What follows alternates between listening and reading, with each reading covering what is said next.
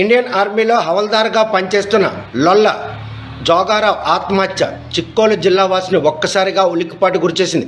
మందస మండలం రాధాకృష్ణాపురం గ్రామానికి చెందినటువంటి జోగారావుకు గత కొన్నేళ్ల క్రితం కవిటి మండలం కొజ్జిరే గ్రామానికి చెందినటువంటి మహిళతో వివాహం జరిగింది.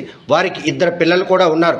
సెలవుపై వచ్చినటువంటి జోగారావు మాత్రం కొజ్జిరే గ్రామంలోని అత్తవారింటికి స్కూటీపై వెళ్ళొస్తుండగా అక్కడ ఎటువంటి అలజడి నెలకొందో లేదంటే వారి మధ్యన ఎటువంటి వివాదం తలెత్తిందో తెలియదు కానీ హరిశ్చంద్రపురం రైల్వే గేట్ వద్దకు వచ్చి తన స్కూటీని పక్కన పెట్టి రైలు కింద పడి ఆత్మహత్య చేసుకున్నాడు.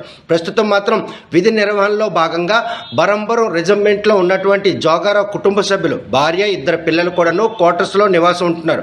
సెలవుపై వచ్చినటువంటి జోగారావు అత్తవారింటికి ఎందుకు వెళ్లారు, అక్కడ అత్తవారితో ఎటువంటి గొడవ పడ్డారని పలు అనుమానాలు తలెత్తినాయి. విధి నిర్వహణలో ఉన్న ఒక జవాన్ ఆత్మహత్య చేసుకున్నంత పిరికివాడా, లేకుంటే జోగారావుని ఎవరైనా హతమార్చి ఇది హత్యగా చిత్రీకరించారా అన్న కోణంలో పోలీసులు మాత్రం దర్యాప్తు చేస్తున్నారు. ప్రస్తుతం మృతదేహాన్ని మాత్రం పలాస ఆసుపత్రికి తరలించారు. పోస్ట్ మార్టం నిమిత్తమై శవ పంచనామా నిర్వహిస్తున్నారు. ప్రస్తుతం ఈ విషయం తెలిసిన భార్య పిల్లలు 2 కూడాను బోరుమని వెలిపిస్తున్నారు.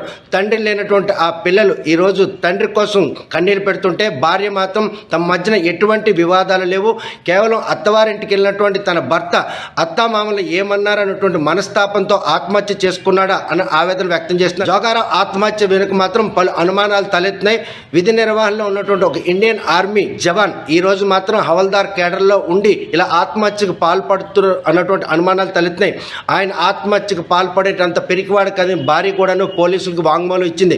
ఈ విషయంలో మాత్రం జోగారావుది హత్య లేక ఆత్మహత్య కోణంలో కూడా పోలీసులు దర్యాప్తు చేస్తున్నారు.